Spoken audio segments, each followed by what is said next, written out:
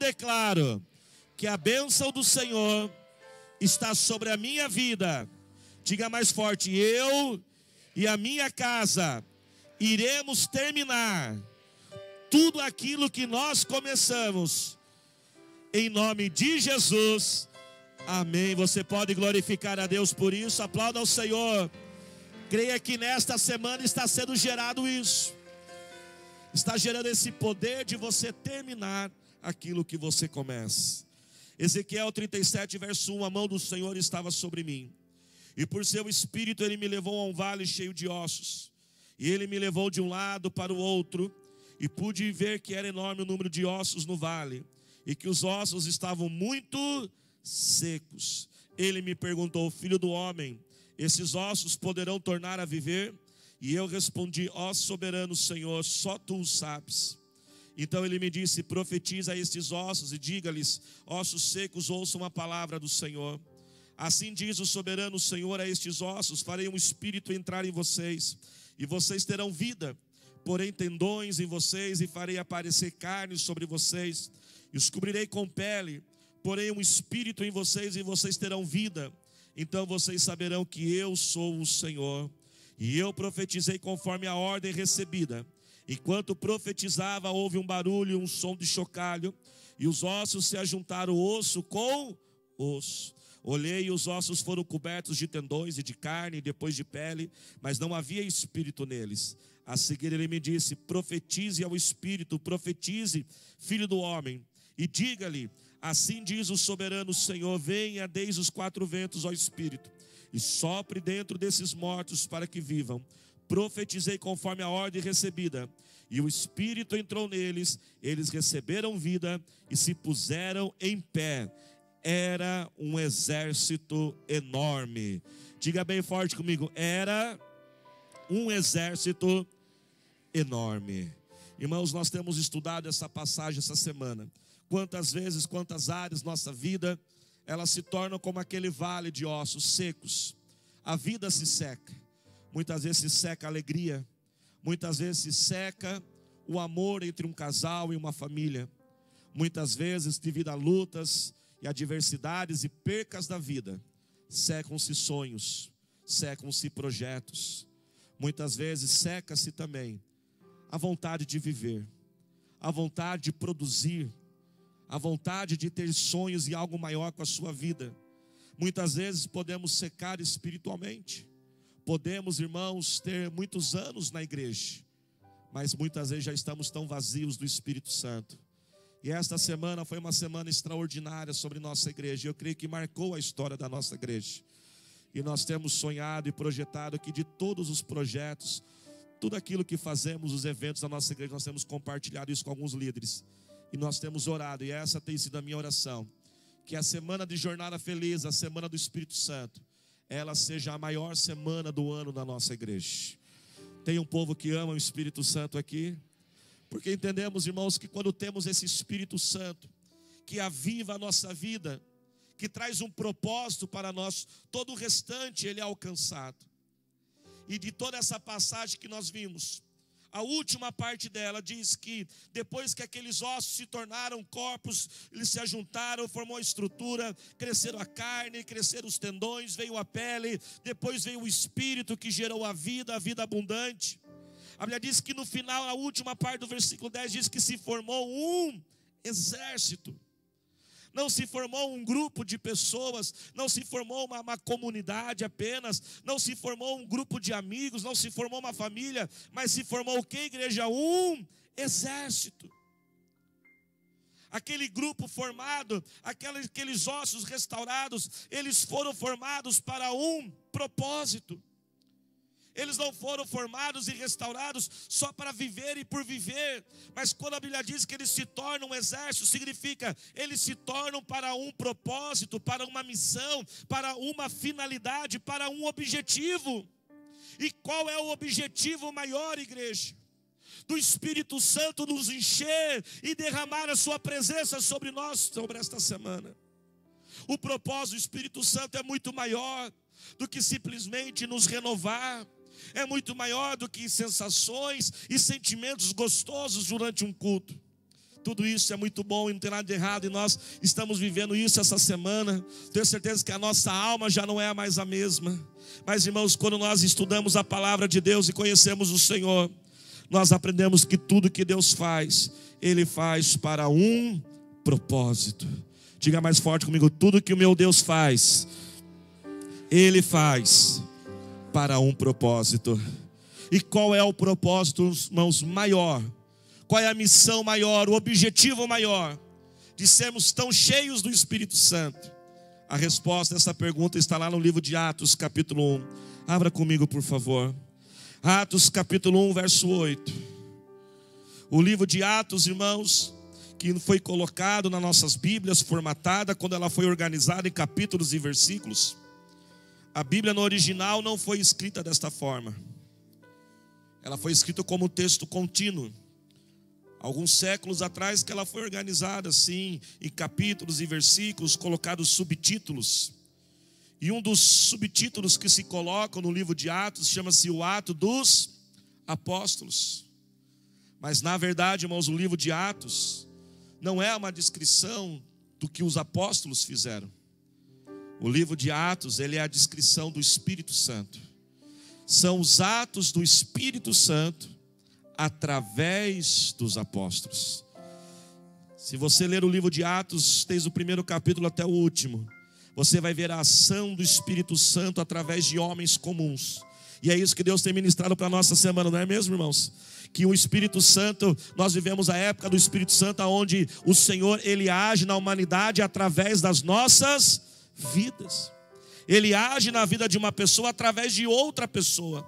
E o livro de Atos, esta é a essência. O Espírito Santo de Deus tomando e pegando homens simples e comuns e usando eles de uma forma tremenda, de uma forma poderosa.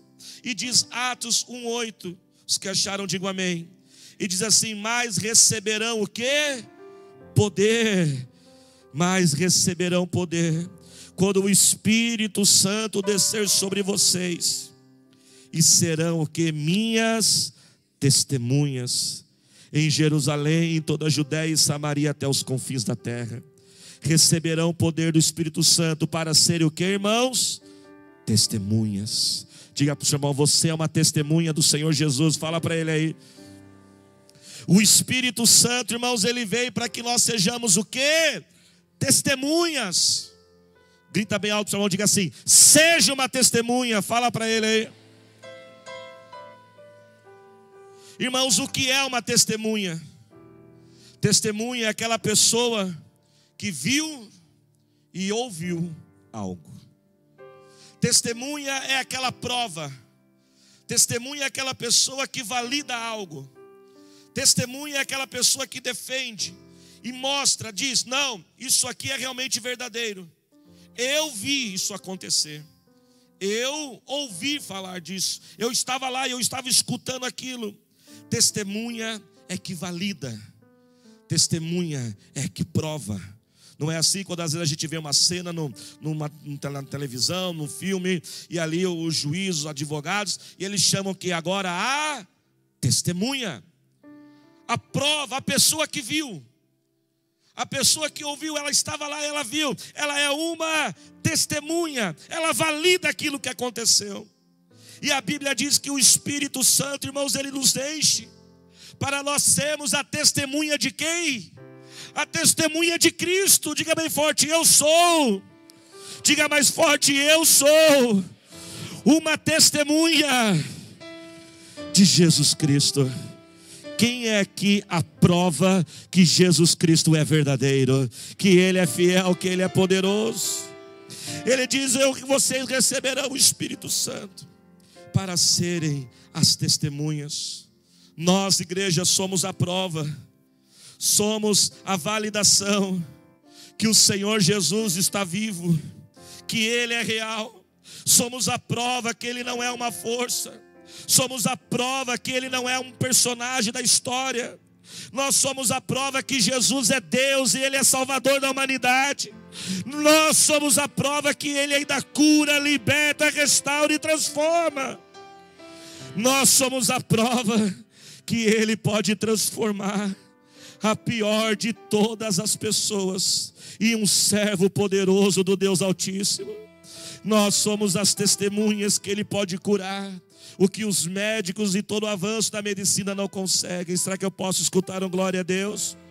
Nós somos a prova que Ele pode entrar na mente de uma pessoa, na mente humana, e recuperar e trazer de volta o juízo àquela pessoa que já não está mais com a sua mente sã.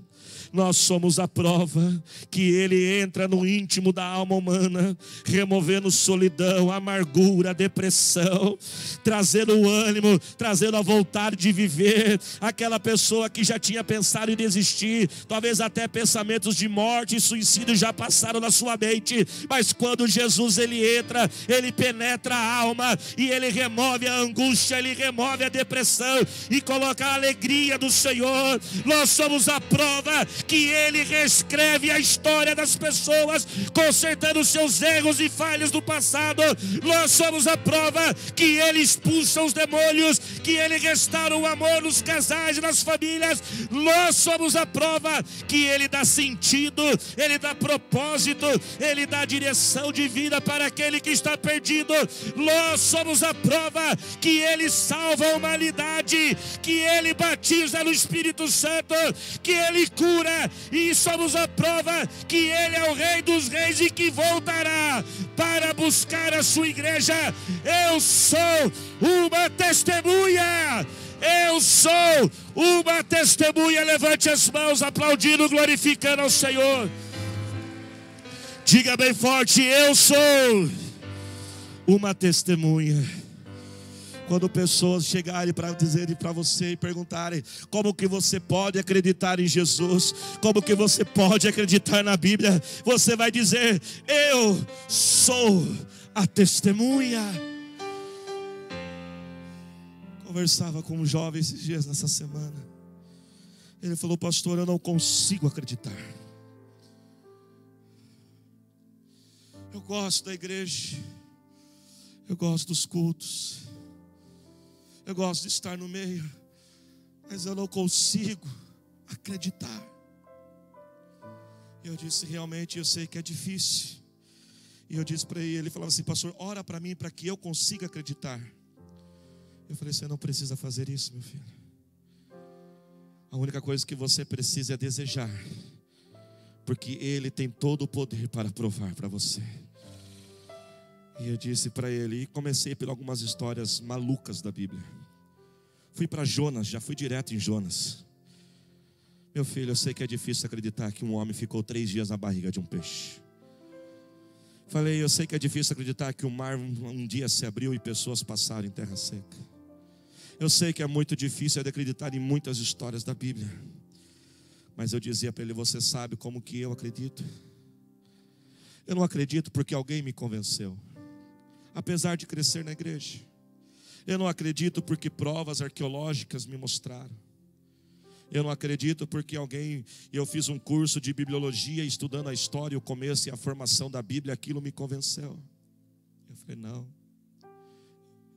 eu sou testemunha. E testemunha ocular, aquela que viu com os seus próprios olhos. Eu falei: você sabe por quê, meu filho? Eu acredito porque o que Ele fez na minha vida, e eu sei quem eu sou. E quando eu subo para pregar e pegar esse microfone e pastorar essa igreja, eu sei a pessoa que eu sou. E que para estar aqui realizando tudo isso é um milagre dele. Só Ele pode me capacitar a fazer isso. Eu sei, meu filho, porque com 5 meses antes de casar, minha esposa foi fazer os testes normal que uma mulher faz. E ela foi fazer os exames médicos, e o médico olhou para ela e falou assim: procure o seu noivo ainda hoje e pergunte se ele quer cancelar o casamento, porque você nunca vai poder ter filhos. Se o seu noivo vai se casar com você e o sonho dele é ser pai, converse direito com ele, não case iludindo ele, porque se tem algo que você nunca vai ser, é uma mãe. Eu dizia para aquele jovem: e eu sei e eu creio, filho, porque com 5 meses de casada, minha esposa já estava grávida, nossa primeira filha. E 5 anos depois veio o nosso filho. Levante sua mão e diga assim: eu sou uma testemunha. Temos testemunhas do Senhor Jesus aqui nessa noite. Irmãos, sermos testemunhas do Senhor Jesus envolvem duas dimensões. Quantas dimensões? Duas. A primeira dimensão, a primeira forma que nós somos uma testemunha de Cristo é através do fruto do Espírito Santo que é gerado dentro de nós. Nós lemos ontem Gálatas 5 que o fruto do Espírito é o quê? O amor, a alegria, a paz, a bondade, a benignidade, o domínio próprio, a mansidão. Irmãos, quando nós entregamos a nossa vida em Cristo, o Espírito Santo começa a trabalhar na nossa natureza humana, e Ele vai mudando, Ele vai corrigindo, Ele vai restaurando, e com isso nós nos tornamos uma testemunha do Senhor Jesus, porque as pessoas que estão ao nosso redor começam a olhar para nós, e elas veem aquela diferença que o Senhor está fazendo em nossa vida, e elas começam a ver que nós já não somos mais a mesma pessoa, já começam a ver que existe uma alegria que onde não via aquela alegria, já começa a ter uma paz aonde não tinha paz. Quantos de nós estamos aqui hoje porque você viu alguém da sua família entregar a vida a Jesus, e a mudança daquela pessoa trouxe você para Jesus? Quem passou por isso? Quantos de nós, não é verdade? Alguém da sua família se converteu e você começou a ver a mudança dela, e aquilo, então aquela pessoa, ela se tornou uma testemunha do Senhor Jesus. A nossa mudança de vida, irmãos, é um testemunho para aqueles que estão fora e distantes do Senhor Jesus. Mas preste atenção nisso também. O versículo 8 diz que nós receberíamos o quê? Poder. Quando entregamos a vida a Jesus, nós recebemos o Espírito Santo, que começa a gerar esses frutos em nossa vida. Amém, igreja? Mas depois veio o batismo do Espírito Santo, aonde nós recebemos agora então o poder do Espírito Santo. Você sabia que essa palavra poder, lá no original do grego, é a palavra dunamis, e é a mesma raiz para a palavra dinamite? Fala para o seu irmão, tem uma dinamite sobre você, fala para ela aí. É a mesma palavra poder, irmãos, é a mesma raiz da palavra dinamite.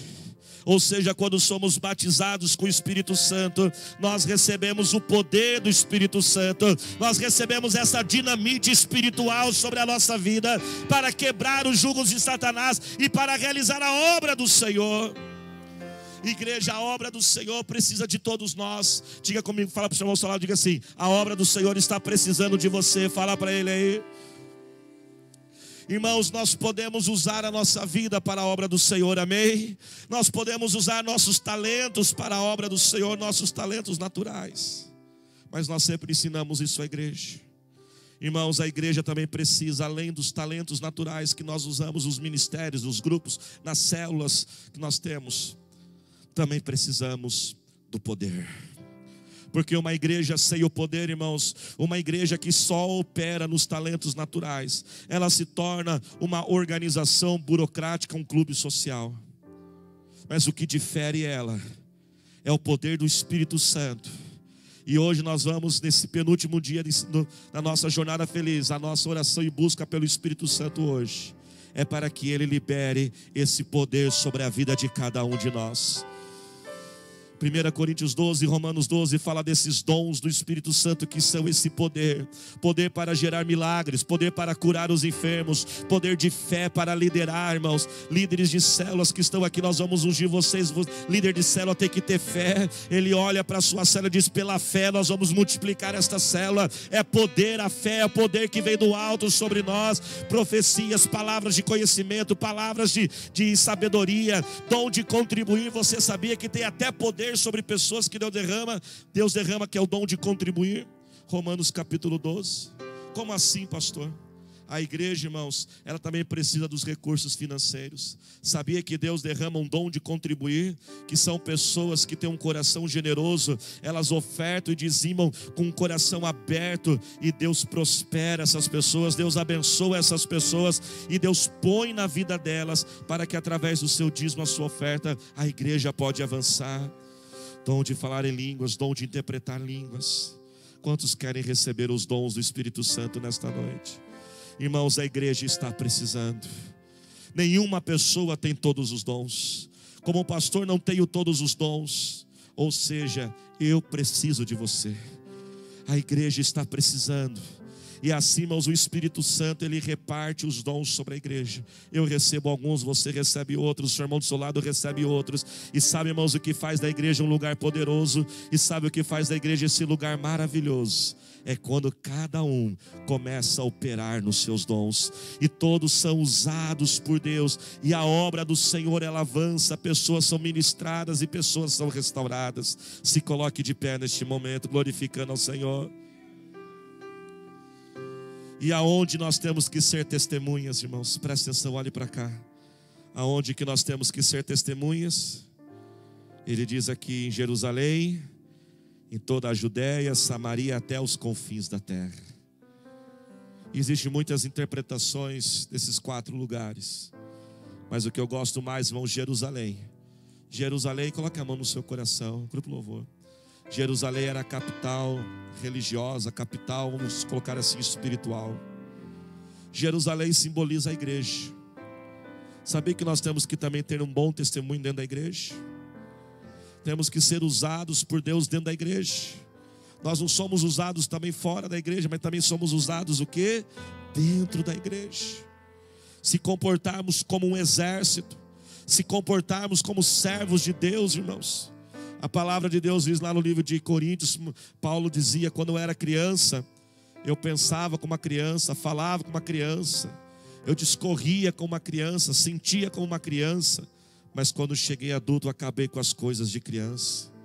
Muitos não dão um bom testemunho dentro da igreja, se comportam como se fossem consumidores de um shopping, fazem exigências, querem tudo do seu jeito, querem exclusividade de tratamento, procuram defeitos, olham a igreja como se fosse um shopping, uma loja. Somos exército, igreja. O Espírito Santo veio sobre aquele vale para formar exército. Exército serve, exército trabalha, exército é instrumento nas mãos do nosso Deus. A Judéia pode simbolizar a nossa casa. Esse poder não é só para ser operado na igreja, mas é para também ser operado lá na sua casa. E nós cremos que a partir desta semana, milagres e curas serão realizados na sua casa, através de você. Irmãos, entendam o que eu estou pregando nesta noite, o que o Senhor prega para nós. Eu não estou abrindo mão do meu papel de pastor. Não estou falando que eu não quero mais orar pelas pessoas. Mas sabe o que eu quero ver? É você lá na sua casa, colocando a mão sobre o enfermo e ele sendo curado através de você.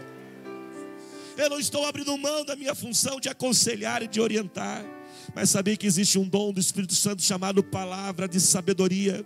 São pessoas que Deus ilumina a mente com estratégias, soluções. E quando ela vai conversar, ela vai aconselhar. O Deus usa ela como instrumento e dá soluções. Quantos querem essa sabedoria sobrenatural sobre a sua vida?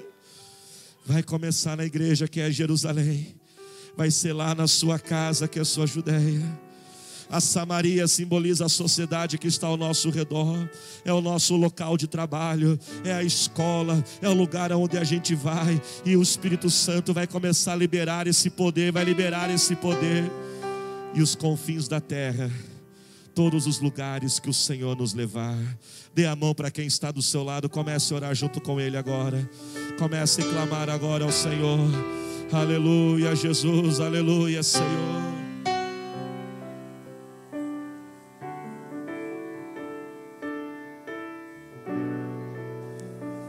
Aleluia, abra sua boca.